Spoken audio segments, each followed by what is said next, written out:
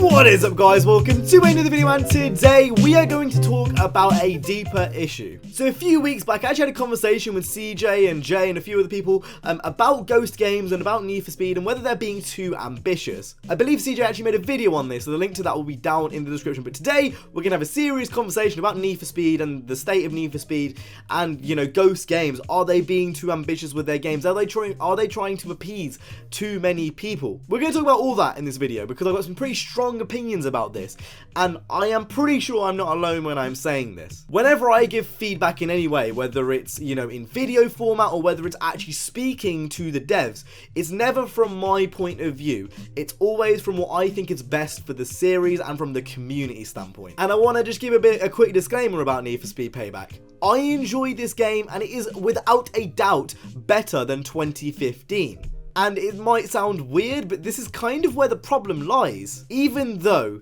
the game is better, the handling is better, you know, the story is arguably better for some, the customization's better, the car list is more varied, you know, they've got all of that. But a more varied car list for me doesn't necessarily make the game better. You look at it on paper, this game has a lot more. It's a bigger map, it's just bigger, it's 2015 but bigger. But this is where the problem lies for me. I personally feel like Ghost games are being overly ambitious with their games, and a step back needs to be taken to refine what Need for Speed means. If you've watched my feature-length review, which again will be in the description, you will know that I have a big problem with all of the little problems that are in Need for Speed Payback. The clipping, you know, flying into the air halfway through a speed list because you go over a curb weirdly, losing your points in drift events because again you've hit something wrong. Speed lists not being non-contact and constantly being rammed off the road, or being forced to use a runner class car and having a disadvantage in the speed aspect because you're being rammed. Things like that can be counted if everyone's using runner class cars. It seems like either A, there's a lot of things that haven't been thought about, or B, they're trying to appease to too many people and they're adding features which the hardcore fan base didn't ask for. I am not sure about you guys, and I know it's a very touchy 50-50 subject, but I don't remember prior to Payback's launch anyone asking for off-roading. As far as I'm aware, they had everything laid out for them. We wanted another underground street racing game with a day and night cycle, with a better story, with more customization. You know, I don't remember anyone asking for an X6M off-road class. Nor do I remember anyone asking for classes as a whole in the game generally. Now, the reason why I'm making this video is because I know Ghost games listen. I'm fully aware they do. If I made this video about Forza, if I made this video about Gran Turismo, nothing would happen. But I'm passionate about this, and it frustrates me that I'm seeing a series that I love so much miss so many key things which make Need for Speed Need for Speed. I'm sick of off-roading. I said this at the reveal trailer back in June or July or whenever E3 was. I'm sick of off-roading. It's like they're trying to please the Horizon fans almost. I don't know anyone that's a hardcore Need for Speed. I don't know anyone that was like, you know what Need for Speed needs? Off-roading. What I thought Need for Speed meant back in May was, you know, fixed physics, a grittier storyline, which it doesn't have. You know, Payback, that is. What I thought it needed, you know, more customization and less restrictions, which in all fairness they have actually done well on. But with that being said, they've also taken things out like track width, and they haven't added things like, you know, tire width and drift charms, and you know, the fact neons are locked behind microtransactions or shipments. And yes, you can get them relatively easily, but shipments don't do anything to further progress the game. Seeing companies like Gran Turismo give out free single-player DLCs, I struggle to believe that shipments really do fund extra development at this point. Surely the money that they would be getting from Speedcross would be enough to fund that. Like, isn't that the reason why they're there? Like, I get it, that's the modern landscape we're in for gaming. It's microtransactions. And I hope it does change, because obviously with the whole Star Wars Battlefront thing, companies are slowly changing their voice, but I just don't think it will. From the next game, honestly, I just hope they take a step back and look at what they did with Payback, and they just take a step back and analyze the landscape. I read everything. I don't want to say I'm primarily a Need for Speed channel, but Need for Speed is definitely the core and one of the pillars of my channel. And it pains me to see that they almost don't really know like, they seem confused and conflicted to what people want. I hope for the next game they sort out the physics model. I'm not sure whether it's Frostbite, because this is a consistent theme since Rivals, but this whole break to drift like system they have, which feels like, you know, an old arcade game, needs to be remodeled. I've mentioned my problems about this in my feature length review, so I'm not going to ramble on it too much, but they really do need to take cues from older games. I am not a nostalgia boy when I say that Underground 1 had the best physics model in a Need for Speed game. Little things like when you crashed into traffic cars, you would really slow down, but you wouldn't be out of the race. You got just a bit of oversteer if you went into a corner with too much power, but it didn't feel like I was playing Horizon. It feels like I'm playing a modified version of Rivals, and now granted, it's changed tremendously, and it's not Rivals, it's 100% not Rivals, it's not 2015, it's very much Need for Speed Payback. But with that being said, just because it doesn't feel like Rivals doesn't mean it's not perfect. The off-roading physics, I know people will disagree with me, and I know it's a 50-50 subject, but especially with specific cars, and I'm fully aware it's with specific cars, it's not good. I feel like there's an element of not being able to control your car in late moments. If you see a traffic car and you're a couple hundred yards behind, or maybe 50, 100 yards behind, or in front of the car, you're not going to be able to dodge it because the handling model is slow. Now again, I just want to enforce the fact that I'm a Need for Speed fan. I enjoy playing this game. The reason why I'm making this video is because I enjoy Need for Speed Payback. Need for Speed Payback is a good game, and I'm not sure whether it's one of those things that, you know, it doesn't feel as homely as 2015. The atmosphere isn't as gritty and isn't as you know, illegal as 2015. I'm not sure whether it's because, you know, it feels very Fast and Furious 9, you know, I don't know what it is. I can't tell you.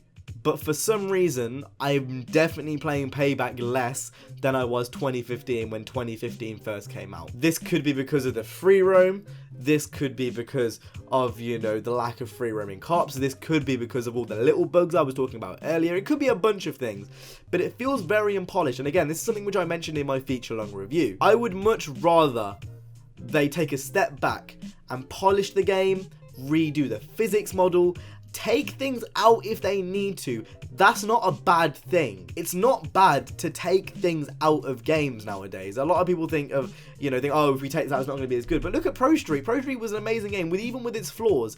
That game was half the game in terms of content, which Carbon was. But it was still a great Need for Speed game, and it's one of the cult classics of the modern day. There's a reason why characters from that game are still being mentioned in Need for Speed Payback itself. Take a step back and analyze the game you've made, analyze the physics model.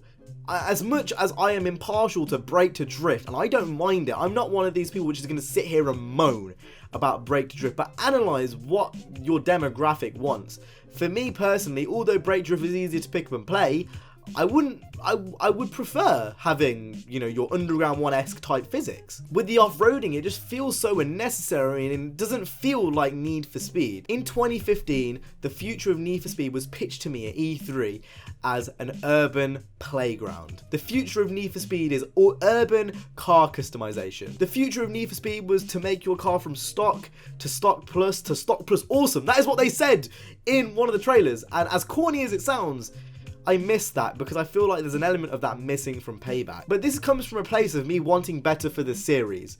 This comes from a place of being such a long-term... I own every single Need for Speed game that ever made. I own every single Need for Speed game ever made. I made a feature-long documentary on it. My life almost revolves around racing games. I have so many ideas, so many things that I want to get through. And it's just one of those things. I do feel they're being too overambitious. They're trying to please too many people. For me, a perfect Need for Speed game goes as follows. And as much as I do want to talk about the location, I won't, just for the sake of keeping this basic and keeping this simple. I want to see 2015. 2015 with a day and night cycle, a story which brings grit and illegal street racing really to the player, instead of it making it feel like, this legal playground. It feels like a legal playground Payback does. And that could be down to multiple things, whether it's the cops or whatever.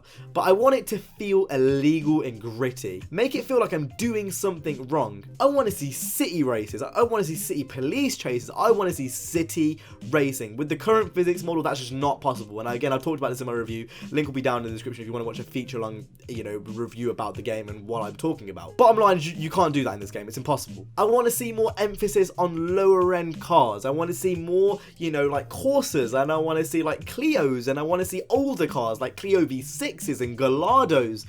I want to see parts for these older cars. Having an old S-Class Merc, like a 2000s S-Class Merc, would fit perfectly in Need for Speed. I feel like just make Speed Hunters the game at this point, because that is really, like, if you look at their articles, that is what we want. I can't speak for everyone. I can't speak for the whole community. I can't sit here and, again, please everyone like Ghost is attempting to do. But what I can do is speak from the hardcore audience's perspective. I play Need for Speed every single day, and I don't want that to change. I can't give Need for Speed Payback my Game of the Year. And that saddens me. I want to give it my Game of the Year. But it's missing so many things, whether that's online free roam, or the cops, or the car list, or just modes that aren't needed, like off-roading. Time where development could have been spent doing other things, like adding in, the cat and mouse modes, adding in wages, adding in pink slips, adding in, cops and robbers, adding in infected, adding in king, and these are just modes I'm thinking off the top of my head. Lap knockout, speed trap. There's so many things off the top of my head. Toge, I kind of understand what the reviewers mean, Obviously, they only play it for a short amount of time, and from a short amount of time, I can understand why you'd think Payback is 1 step forward and 2 steps back.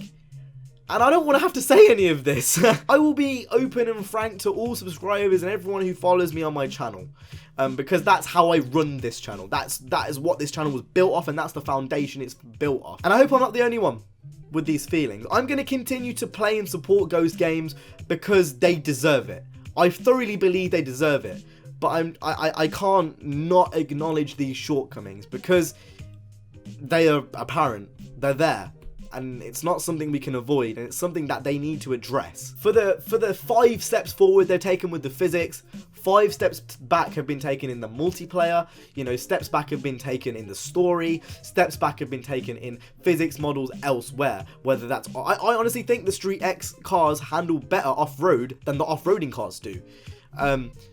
Again, it's just one of those things. I feel like there needs to be a balance of quality and being ambitious, and I respect the fact Ghost games are ambitious, but there's got to be a line somewhere.